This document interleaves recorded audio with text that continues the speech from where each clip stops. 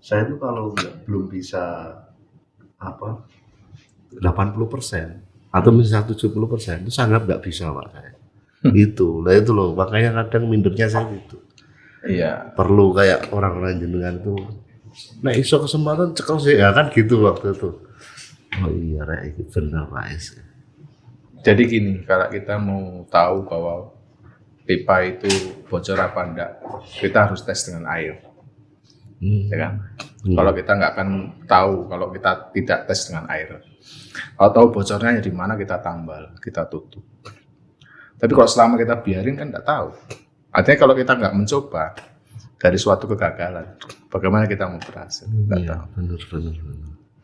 Contoh aja. Mantap.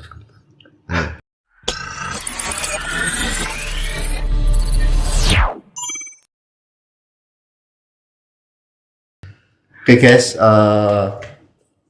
ketemu lagi di channel YouTube Yan Hartimur di acara ngobrol bebas biasa.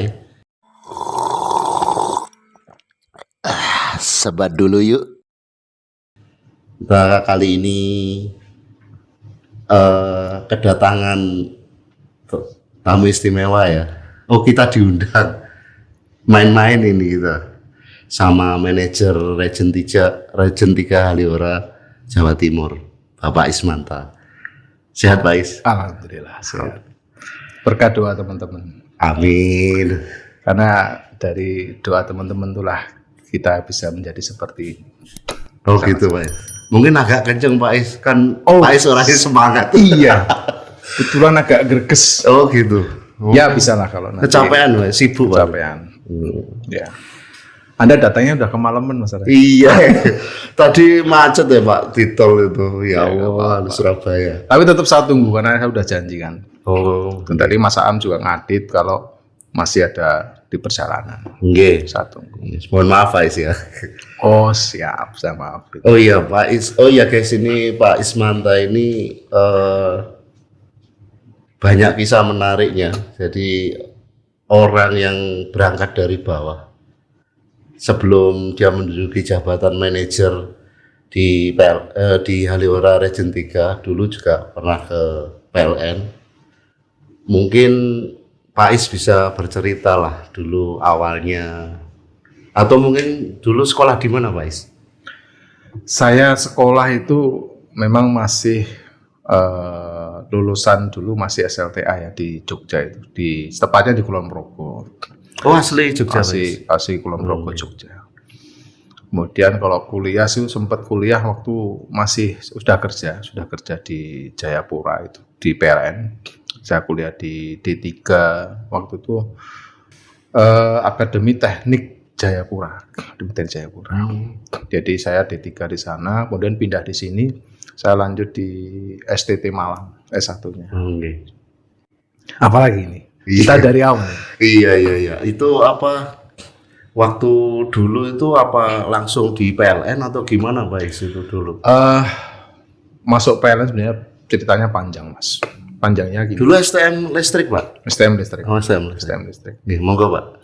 Jadi awalnya itu waktu cita-cita saya sebenarnya bukan PLN awalnya ya, bukan PLN. Jadi saya itu dulu waktu lulus SMP, benar SMP saya itu waktu saya masuk itu yang SMP terbaik di Kulon Progo di Jogja itu. Teman-teman saya itu lulusan SMP semua ke SMA. 2 SMA yang terfavorit waktu itu. Saya pengen juga kayak teman-teman saya, cita-citanya setelah SMA pada kuliah. Itu saya sampaikan ke orang tua saya, ini saya mau lulus Pak, saya pengen SMA dan kemudian saya mau kuliah. Ternyata orang tua saya kan ya karena kondisi orang tua itu juga tidak bagus secara ekonomi ya. Orang tua saya itu kan juga ya cuma tukang kayu, bapak saya itu tukang kayu, ibu saya punya warung kecil, warung nasi. Waktu itu nggak mampu kalau menguliahkan saya. Jadi bukan dipaksa ya, disarankan orang tua untuk kamu di STM aja. STM juga listrik. Ini ada temennya bapak saya itu punya anak kerja di Jakarta itu pegawai PLN. Nanti tak titipkan di sana. Saya udah ngomong sama teman saya itu. Bilang gitu bapak saya. Ya saya memang wah ini orang tua seperti itu memaksa saya sepertinya ya kalau saya ikut di kemauan bapak saya pasti akan, ya orang tua pasti senang lah, bahagia. Gimana terus kalau saya nanti tetap bersikukuh dengan saya harus SMA, harus kuliah, mungkin bapak saya kecewa, orang tua saya kecewa. Ya sudah, waktu saya bismillah, udah saya masuk di STM. Nah, lulus STM, ya ternyata apa yang dibicarakan bapak saya yang dulu itu nggak terbukti, karena ternyata yang kerja di Jakarta itu, ini mau dititip, alasannya terlalu banyak waktu itu. Wah, sekarang susah, sekarang masuk PLN susah. Waktu itu Seperti itu.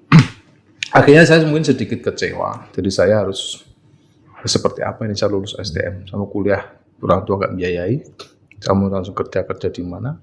Udah saya merantau waktu itu. Saya sebulan saya pikir di rumah, saya ngapain di rumah?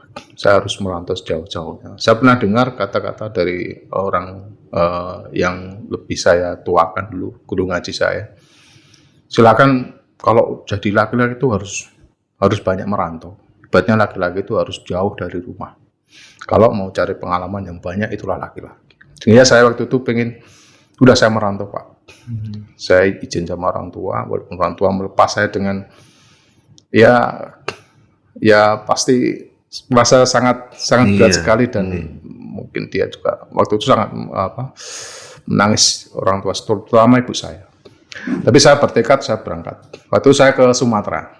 Kebetulan memang saya kalau merantau juga harus ada yang tempat saya tuju. Kebetulan di Sumatera itu ada Pak D saya, kerja di kebun sawit ya, di perkebunan. Kemudian dia ngomong, bisa kamu nanti di sini ada pabrik sawit, masukkan di pabrik sawit. Udah saya berangkat. Nah, sampai di sana juga ternyata pabrik sawit sudah nggak menerima lagi, sudah tutup, sudah habis. Waktu ke sana itu sendirian atau gimana Pak? Saya sendirian. Sendiri? Ya, merantau sendiri.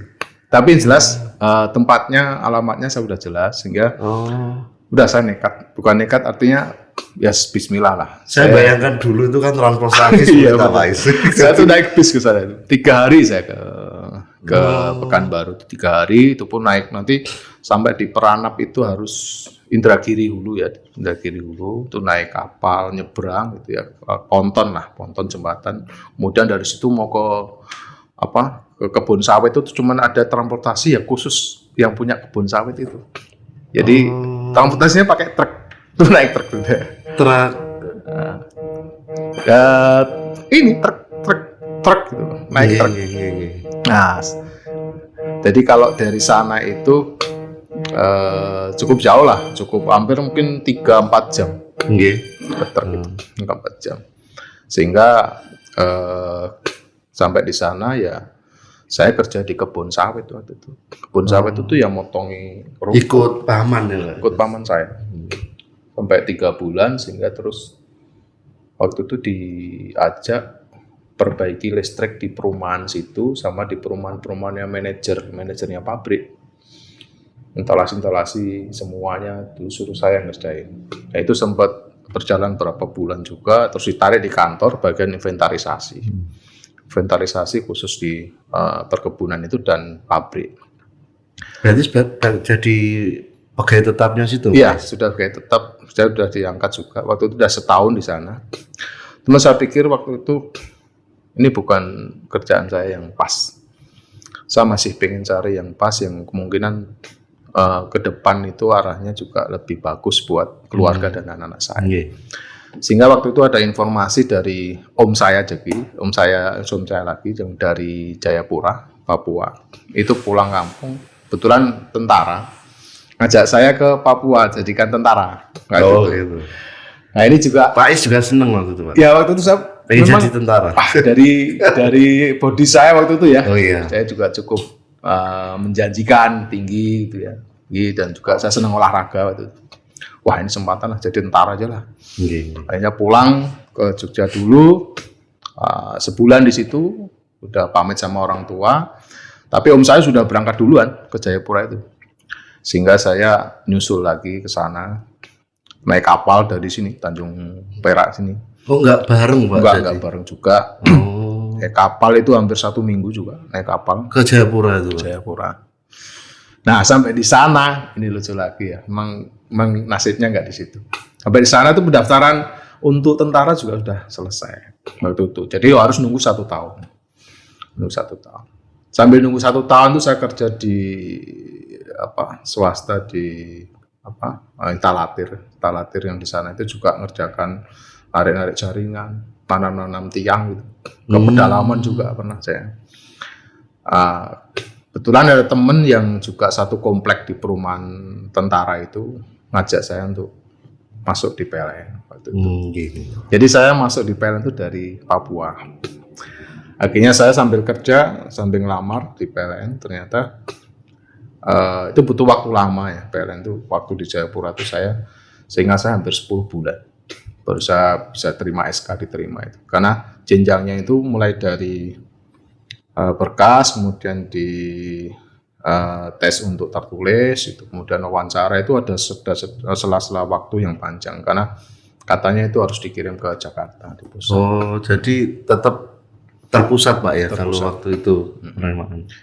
Sehingga tahun 92 September 92 saya itu dapat SK diterima di PLN. Dan itu sepengetahuan, artinya tidak diketahui oleh om saya bahwa saya itu daftar PLN. Dikira saya masih kerja-kerja yang jadi selama daftar tes itu masih kerja sebetulnya. Masih kerja di Talatiran itu Pak ya. Jadi 1 hari saya dapat SK, besoknya itu ada penerimaan tentara. Waktu itu om saya, ini kamu masuk tentara, ini ada pembukaan, ada tentara udah dibuka. Terus saya bilang sama om saya sudah nggak pengen jadi tentara.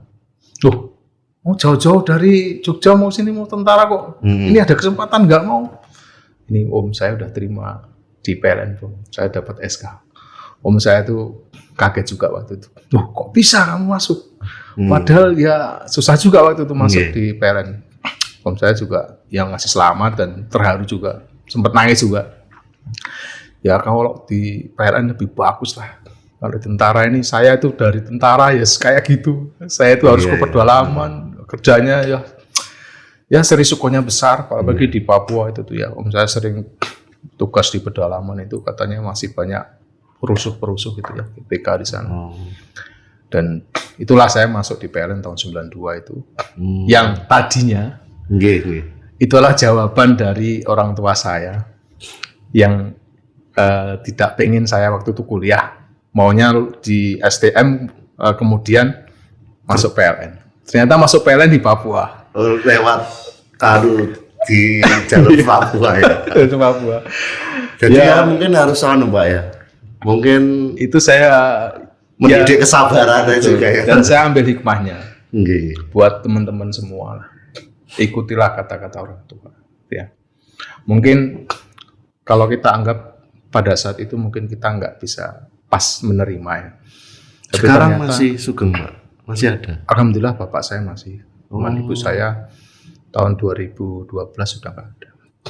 Tinggal bapak saya. Bapak saya udah umur mungkin sekitar 82 tahun. Tapi masih sehat Alhamdulillah. Jenengan sendiri berapa saudara sih Pak Is? Saya ada 3. 3 saudara? 3 sama saya. Jadi pertama itu perempuan, terus nomor 3 itu juga perempuan. Itu saya juga merantau semua Pak Is? Kalau yang kakak saya di rumah, kebetulan punya suami itu juga kerjanya di kehutanan di daerah Kulon Progo juga. Jadi rumahnya juga membangun dekat rumah. Yang jaga bapak saya. Adik saya merantau di Jakarta, tapi sekarang sudah balik juga di rumah. Jadi sudah aman lah, bapak saya dijaga 2 bidadari anak-anaknya. Jadi saya agak tenang kalau saya laki-laki yang merantau. Yang laki banget ini ya. Lanjut Pak Is, gimana? Jadi awal di PLN itu loh. Di PLN ya. Itu saya bersyukurnya ternyata itu tadi saya baru menilik ke belakang, ternyata orang tua menganjurkan itu waktu itu mungkin saya masih belum bisa terima. Ternyata toh saya juga di PLN dengan jalan harus ke Papua, tapi itulah saya yakin saya keberhasilan itu dari doa orang tua saya. Waktu awal diterima di PLN di mana Pak? Jayapura? Jayapura. Itu di instalatir atau? Enggak, saya ditempatkan di pembangkit dulu. Jadi saya di pembangkit itu mulai 92, ya sampai saya pindah ke Surabaya. Pembangkit apa Pak? Pembangkit PLTD. Oh PLTD. Jadi saya 92 masuk sampai 2008. Saya pindah di Surabaya sini, ya nggak kemana-mana. Cuman dulu saya tim maintenance, kebetulan saya bagian proteksi, bagian kontrol instrumen gitu, proteksi mesin, proteksinya generator, trafo, penyulang. Itu juga sempat keliling di Papua. Di semua daerah Papua itu saya sempat datangi. Jadi kalau trouble di sana, mesti tim pemeliharaan dari Jayapura itu berangkat, termasuk saya. Oh, jadi tim di sana itu ada berapa pembangkit sih Pak PLTD-nya? Kalau pembangkitnya, kalau di Jayapura ada 3. Jadi dari Sentani itu yang dekat pelabuhan itu 1, namanya PLTD Sentani. Kemudian PLTD Waina itu di tengah-tengahnya antara Sentani dan Jayapura. Di Jayapura ada PLTD sendiri. Oh, jenengan yang di? Saya di Wainanya. Waina. Tapi itu terbesar, unitnya paling gede. Waktu saya tinggal itu ya masih ya 60 megawatt lah ininya beban puncaknya. Dan itu terkoneksi itu dari Sentani, Waina sama Jayapura yang terkoneksi. Udah jadi satu juga. Di sistem 20 kafe waktu itu. Nah, itu ceritanya hingga saya pindah di sini di APD waktu itu ya. Di APD itu pun karena maaf Pak, saya potong. Berarti sebelum pindah ke di Jawa Timur ya, itu berapa tahun Pak di Papua? Ya kalau saya merantaunya 91, kemudian masuk PLN 92, pindah 2008. Berarti di PLN saya 16 tahun, dengan merantau 17 tahun. Nggak kangen pulang Pak? Jadi kebetulan di PLN itu saya sering diberikan pendidikan ke Jawa. Waktu itu paling banyak di Semarang itu hampir 8 kali saya. Di Semarang, di Cibogo, itu sudah di Selipi juga pernah. Jadi waktu saat kita ditugaskan untuk pendidikan ya sambil cuti. Itu jadi langsung pulang kampung lah. Terus kalau ketemu istri, kebetulan juga istri saya itu orang Kulon Progo. Nah ini Mbak, menikahnya itu sudah merantau, sudah masuk PLN atau? Sudah masuk PLN lah. Oh gitu, di Jayapura ketemunya? Jayapura. Jadi istri saya itu juga perantauan. Saya nggak kenal sama istri saya di Jogja, di Kulon Progo itu nggak kenal. Saya kenalnya malah di Jayapura. Saya kenal di Jayapura. Waktu itu ada paguyuban Kulon Progo. Jadi paguyuban warga Kulon Progo yang ada di Jayapura. Kebetulan saya jadikan sekretaris waktu itu.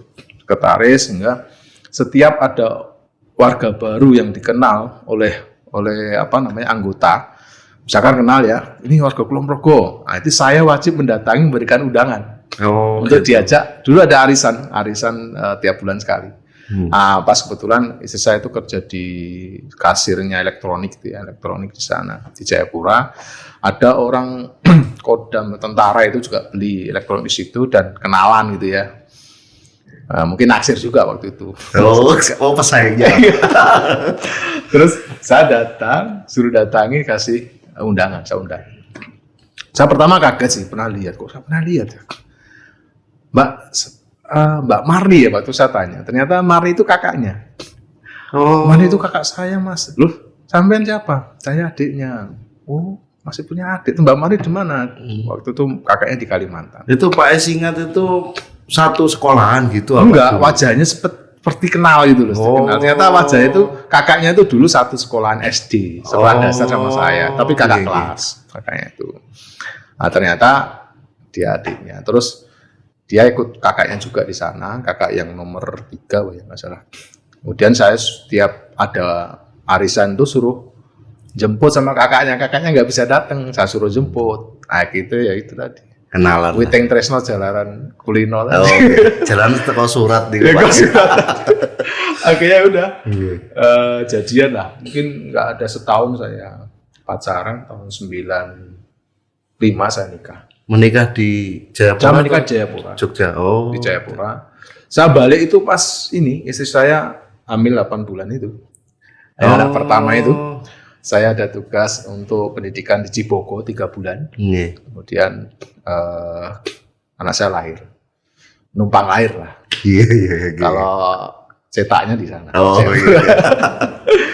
Ya, tapi kalau yang 3, anak yang ketiga, jadi anak saya itu 4. pertama itu nama Elma Aprilianti, sekarang udah lulus di S1 UNS Universitas 11 Maret 11 Maret Solo. Yang kedua lulus di UNESA, S1 juga di Teknik Sipil. Yang pertama di Manajemen Ekonomi. Yang ketiga ini kemarin lulus di 3 di Polinema, terus hari Minggu tanggal berapa hari Minggu kemarin ya? Tanggal 10 ya? Tanggal 7 ya? Ya, tanggal 7 itu kan dia dapat beasiswa ikut kerjasama itu ya untuk S1 di Taiwan. Oh, di Taiwan. Berarti ke luar negeri ini, Pak? Iya, saya ngantar kemarin kebetulan bawa mobil sendiri. Ngantar ke Taiwan? Ngantar ke Jakarta. Oh, iya. Aduh, ngantar ke Jakarta itu sempat capek juga, PP naik mobil dari Surabaya, Jakarta. Ya demi anak lah. Gitu tuh perasaannya gimana Pak Is? Sama seperti jenengan meninggalkan orang tua dulu kayaknya. Saya kasih motivasi anak saya, mungkin juga buat pemirsa semua ya. Jadi saya merasa dulu saya berhasil itu bukan semata karena saya itu pintar, tapi saya yakin setiap orang merantau itu, saya merasa sekarang jadi orang tua ya, orang tua. Jadi anak saya yang merantau itu lebih banyak perhatian dan lebih banyak doa, walaupun ya doa sama anak nggak boleh di ini ya, beda-bedakan. Cuman perasaan beda kalau kita ditinggal anak jauh, doa kita nggak akan pernah berhenti buat anak yang jauh itu, untuk dia sukses, untuk dia sehat terus. Iya, iya. Saya rasakan juga waktu itu ibu saya, waktu saya merantau itu, kenapa saya bisa begitu mulus untuk bisa masuk PLN juga, walaupun waktu itu saya tidak tahu kenalan PLN, juga saya masuk, saya daftar saja yang diterima. Dan saya yakin ibu saya itu katanya tetangga-tetangga saya, setiap ketemu temennya itu, teman ngaji, teman apa, ibu saya selalu ngomong, tolong doain anak saya, gitu. Agar anak saya itu bisa berhasil di sana, sehat-sehat. Dan dia nggak pernah putus juga sholat malamnya katanya. Itu demi saya yang jauh. Karena emang bu saya ya sama saya luar biasa sayangnya. Ini bahas ibu kok. Iya, saya nangis, saya pengen nangis ya. Artinya apa? Tisu ada guys. Pak Is. Jadi Maaf, saya berhasil itu murni karena doa orang tua saya. Dan saya akan menjunjung tinggi itu.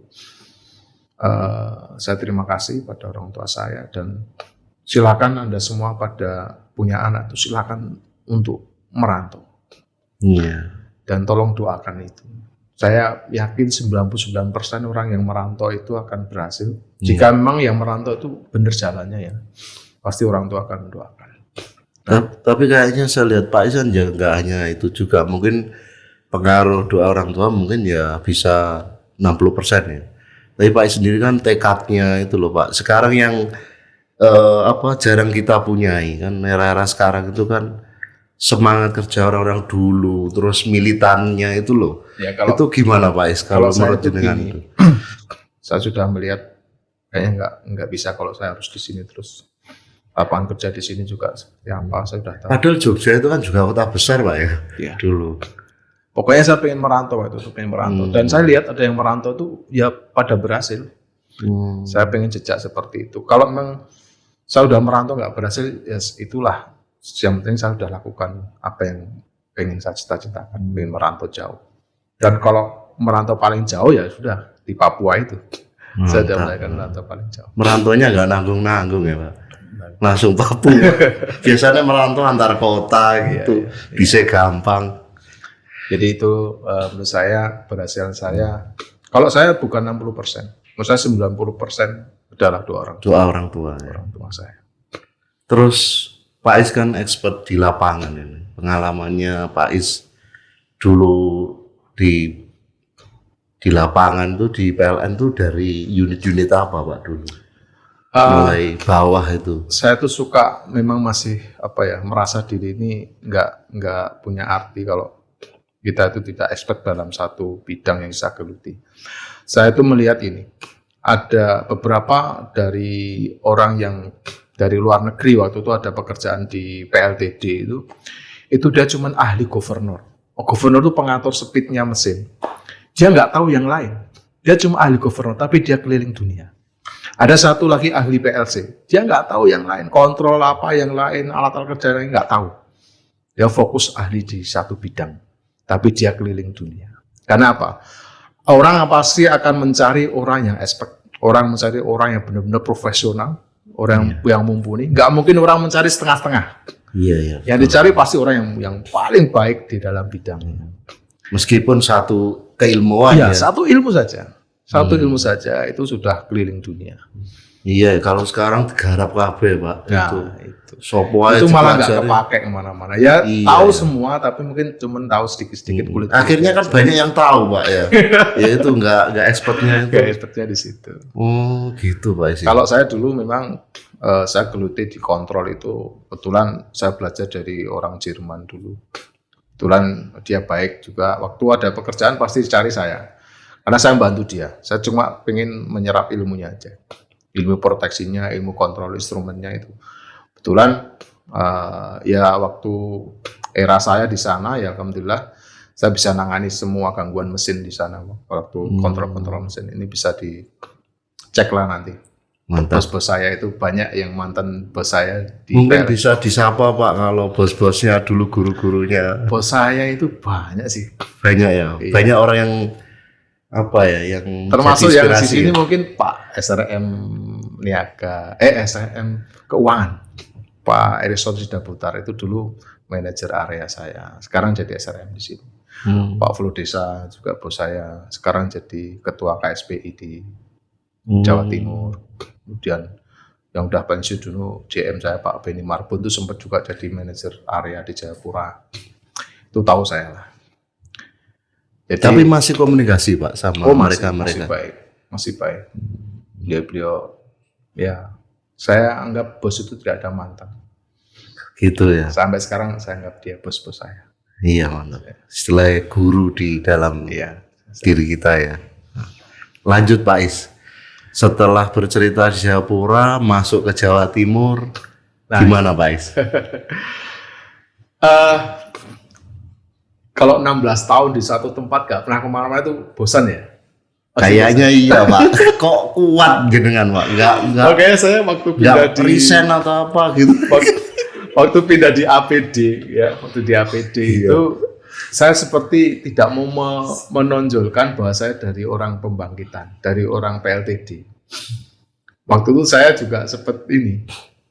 Kalau tahu ada mantan PLTD, takutnya taruh di kepulauan di Jawa Timur sini. Gini. Sehingga ya alhamdulillah saya nggak ditempatkan di kepulauan. Saya di APD, kemudian waktu itu di pemeliharaan. Saya di pemeliharaan. Di APD Jatim, Mbak ya. APD Jatim. Kemudian karena saya tahu proteksi, ditanya tahu proteksi, saya bilang tahu. Jadi waktu itu saya nggak pernah pengen menonjolkan bahwa saya itu orang tahu proteksi juga nggak. Tadi ditanya proteksi ya saya tahu. Akhirnya digabung di proteksi. Saya sempat lama di situ juga penggantian proteksi relay itu juga sempat ganti dari apa waktu itu SPAJ nggak salah SPAJ diganti ke Mikom sama ke FAM 40 itu sempat saya penggantian se-Jawa Timur dulu bareng-bareng teman-teman itu. Itu terus tahun 2012 nggak tahu kenapa saya dijadikan supervisor pemeliharaan. Waktu itu saya juga nggak tahu kenapa saya juga nggak tahu. Saya kerja, saya intinya gini, pekerjaan itu memang harus profesional kalau kita mau ditempatkan di satu tempat yang nanti akan mungkin yang menentukan kita naik jadi jabatan itu kan bukan saya sih, tapi atasan saya. Kalau kita bagus di kerja satu bidang yang kita diberi diberi amanah itu ya kita kerjakan itu sebaik-baiknya, nggak usah mikir yang lain. Tahu-tahu saya 2012, kemudian 3 tahun 2015 saya dijadikan SK turun jadi asmen pemeliharaan. Saya sendiri kaget juga kenapa kok cepet gitu loh. Karena kalau saya lihat ya kalau mau jadi asmen itu kan harus keluar dulu jadi manajer rayon gitu ya. Terus saya sempat nggak jadi manajer rayon. Jadi supervisor pemeliharaan 3 tahun langsung jadi asmen. Asmen. Jadi asmen. Itu pun saya juga nggak tahu kenapa. Gitu. Saya juga nggak pernah cari-cari muka. Saya kerja aja. Dan alhamdulillah setiap pekerjaan saya nikmati dan hasilnya dianggap bagus oleh atasan saya. Dan saya dianggap mampu jadi asmen. Asmen Har itu dari 2015 sampai 2018, 3 tahun. Kemudian dirotasi ke Asmen Opsis. Di Opsis setahun, kemudian tahu-tahu dipromosikan ke Haleora, fit and proper, dulu dipanggil ke Jakarta. Saya ikut saja, ternyata ya juga lolos. Mungkin itu perjalanan sampai ke sini. Mantap. Artinya gini, kita harus profesional di dalam satu bidang yang kita memang diberi amanah. Kita nggak usah mikir yang lain, kita usah mikir kita mau jadi apa. Karena yang mikir itu bukan kita. Prestasi atau mungkin jenjang karir, jabatan itu bukan kita yang mikir. Yang mikir adalah atasan kita. Kalau atasan kita merasa ini layak, ya dengan sendirinya. Tapi cara belajarnya gimana Pak ya? Misalkan dulu kan jenengan di Irian ya, di Papua sana itu sama di Jawa itu PLN-nya gimana tantangannya itu waktu itu Pak? Wah, kalau lebih Jawa berat mana Pak? Papua itu memang sudah sangat jauh ya, sangat jauhnya mungkin dari secara sistem beda Pak. Sistemnya udah sangat jauh sekali ya. Dulu PLTD aja, terus ini kan sistem udah 500 kafe terkoneksi Jawa Bali. Ini memang harus banyak belajar. Dulu ya cara mengejarnya gimana Pak di situ? Kalau saya itu ikut ngalir saja. Artinya sambil jalan sambil belajar. Jadi nggak pernah saya minder di satu tempat, saya ikutin saja. Karena memang proses orang itu harus seperti itu. Nggak bisa orang dari hal yang baru langsung expert, langsung hebat. Iya. Saya ikutin dan saya percaya dengan kita belajar pasti kita bisa. Orang yang pintar bukan karena dia pintar, menurut saya dia tahu lebih dulu. Kalau kita mau belajar kita juga tahu gitu. Bagi saya tidak ada orang pintar. Orang pintar cuma dia lebih tahu duluan. Kalau kita mau belajar juga tahu. Ya intinya gitu. Udah ada kemauan untuk belajar.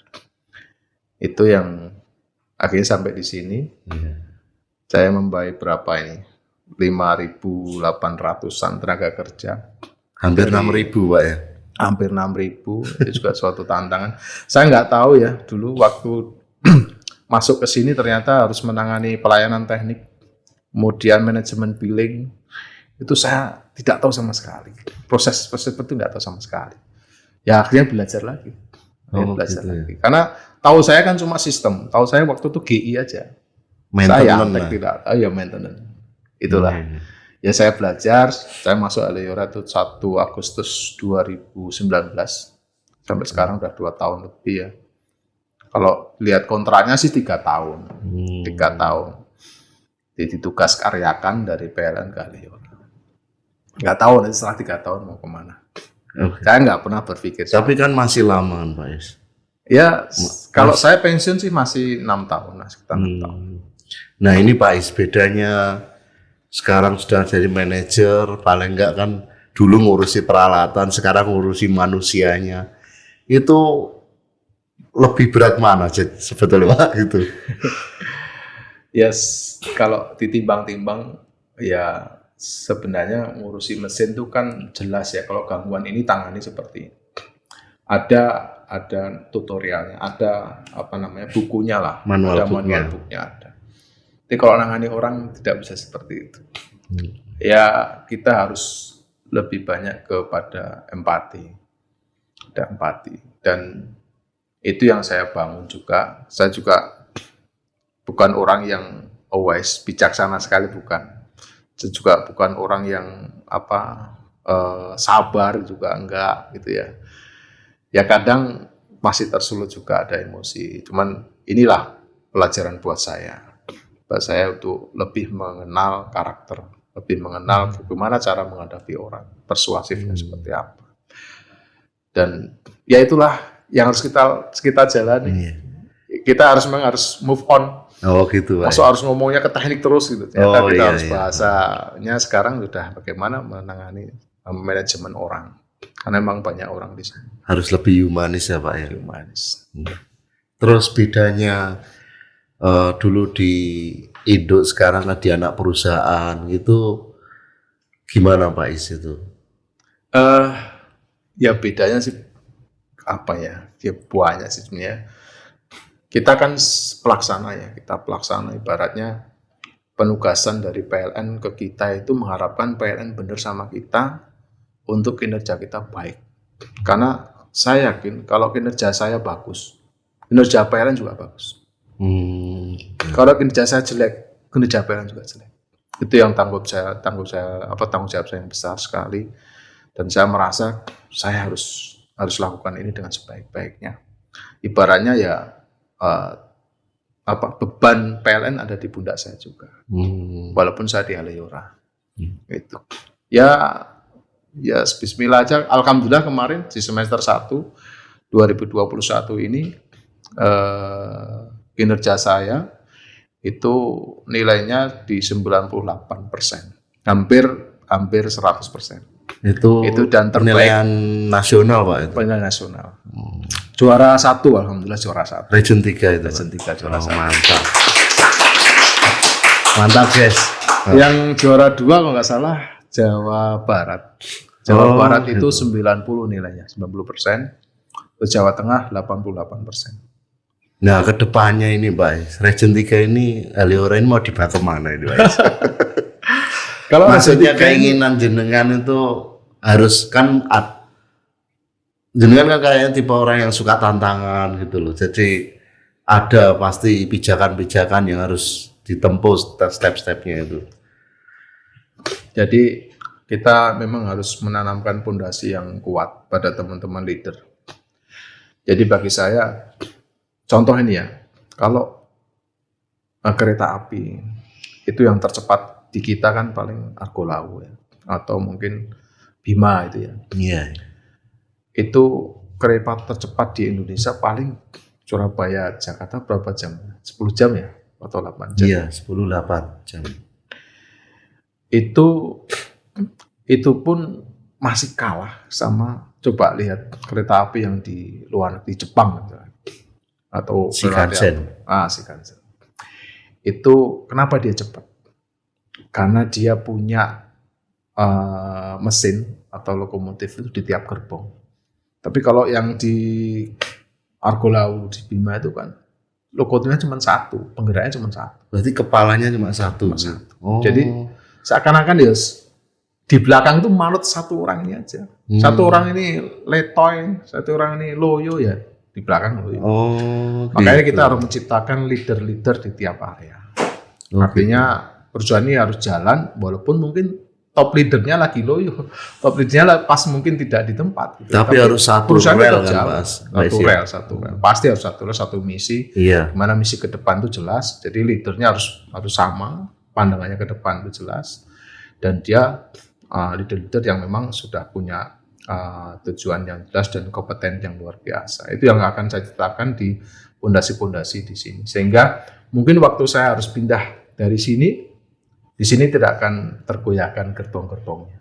Oh, jadi misinya mau mencetak leader-leader yang siap bekerja bareng itu Pak ya? Karena yang memang leader itu yang bagus itu harus great leader. Gimana leader menciptakan leader. Oh gitu. Ya. Mantap. Terus biasanya Pak Is ya, manajer itu sibuk terus gitu Pak Is ya. Maksudnya itu 1x24 jam itu mikir no gitu, kerja terus gitu. Enggak segitunya. Oh gitu. Saya santai orangnya. Saya suka ini. Bagi saya setiap kewenangan yang bisa saya delegasikan, saya delegasikan. Saya kalau bisa anak buah saya ngerjakan, saya suruh anak saya kerja. Jadi tidak semua harus saya. Kecuali tanggung jawab ya. Kalau tanggung jawab nggak bisa didelegasikan, tapi kalau kewenangan bisa didelegasikan. Itu contoh misalkan di satu area terkait mungkin perbaikan kinerja di area, saya pastikan bahwa teman-teman manajer area layanan harus bisa mengondisikan itu. Gimana penyulang itu tidak banyak gangguan, bagaimana inspeksinya juga benar. So pastikan ke mereka mereka mampu semuanya. Ya.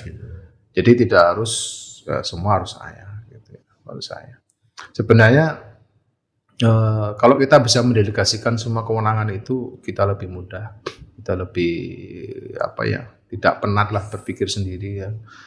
Dan saya yakin saya udah memilih leader-leader ini, saya lihat sudah mendukung sangat bagus sekali. Tinggal ya mengondisikan seperti itu terus menerus, konsisten dan ya ibaratnya istiqomah. Itu yang paling berat, istiqomah itu paling berat. Kadang mencapai sesuatu itu mudah, tapi untuk mempertahankan itu berat. Iya. Berarti yang penting kan trust-nya Pak ya. Ya, percayaannya yang harus dibangun untuk mereka bisa kerja bareng itu. Ya. Ini cukup panjang nih. Iya lah. Ini bukan cuma ngobrol santai nih kayaknya. Iyalah. Sebetulnya banyak yang ingin kita obrolin guys. Jadi mungkin lain waktu Pak Is ya. Boleh. Jadi saya mohon maaf. Mungkin saya ada pesan sedikit kepada monggo. Dari sekian banyak saya cerita ya. Saya juga lihat beberapa tokoh-tokoh dunia, ya, orang-orang yang berhasil itu salah satunya mereka adalah bakti sama orang tua. Ini ya saya tekankan lagi sama teman-teman semua. Berbaktilah sama orang tua. Terus kita hidup ini kalau bisa bermanfaat buat orang lain. Ya, saya pernah ikut ISQ waktu di Jakarta. Hari Ginanjar. Jadi menceritakan gini, ada seorang penjaga tol, sudah tua. Tapi dia beda sama penjaga tol yang lain. Jadi dia selalu memberikan kartu tol itu pasti dengan ucapan atau memberikan doa. Semoga selamat sampai tujuan dan semoga Anda selalu bahagia. Itu terus disampaikan ke semua yang lewat di pintu tolnya. Termasuk waktu itu Pak Ginanjar. Nah, Pak Ginanjar penasaran. Besok lagi lewat situ. Sama. Yang kebetulan yang jaga juga Bapak itu dan memberikan doa. Akhirnya pengen ngobrol. Ditunggu pas istirahat. Kemudian sempat nanya, Pak maaf saya penasaran Bapak selalu ngomong kalau setiap kasih kartu mesti mendoakan orang. Motivasi Bapak apa sih sebenarnya? Jawabnya sepele. Saya pengen hidup ini berarti. Walaupun saya tidak bisa memberikan apa-apa, cuma memberikan doa. Toh doa itu saya tidak mengharap banyak pada orang yang saya doakan, tapi saya mengharap pada orang yang menciptakan saya. Dan ditanya ternyata dia punya anak itu 4 orang lulusan luar negeri semua. Mantap. Itu ternyata apa? Kalau kita mendoakan orang, malaikat akan mendoakan kita. Semesta ini feedbacknya itu ke keluarga kita. Keluarganya. Itu luar biasa. Mungkin itu skill unit dari saya. Terima kasih sudah dikunjungi teman-teman semua. Iya Pak Is. Biasa. Semoga ini Yanhar Timur YouTube-nya jalan terus, eksis dan semakin besar. Iya. Saya doakan nanti suatu saat mau datangi saya lagi atau pengen cerita sama saya silahkan. Sebetulnya channel kita itu banyak Pak. Maksudnya kita kan sekarang kan era milenial kan. Dulu saya mau membuat buku gitu loh. Bikin buku tentang mungkin pemain tenis dan sebagainya. Sama teman-teman yang muda-muda ini gak zamannya Cak gitu. Akhirnya kita bikin konten kayak bedah alat gitu. Tujuannya mengedukasi Pak gitu. Tidak hanya mengedukasi, maksudnya mengedukasi kita juga. Kita kan lupa kan kadang tinggal lihat videonya gitu. Terima kasih banyak Pak Is. Mas Saiful, luar biasa. Terima kasih. Kasih teman-teman semua. Iya. Ini Pak ada kenang-kenangan. Oke. Ngobrol santai. Iya, ngobrol bebas biasa ya. Oke. Wah, sama Pak Is. Sarungan nih. Iya, waktu itu teman-teman Pak kurang ajar itu Pak. Iya. Terima kasih banyak. Ya. Sukses selalu, sukses. Oke guys, ketemu lagi di channel-channel berikutnya. Jumpa lagi dengan tamu-tamu kita yang lain. Terima kasih banyak Pak Is. Sama-sama. Sampai ketemu minggu depan. Makasih semuanya. Assalamualaikum warahmatullahi wabarakatuh.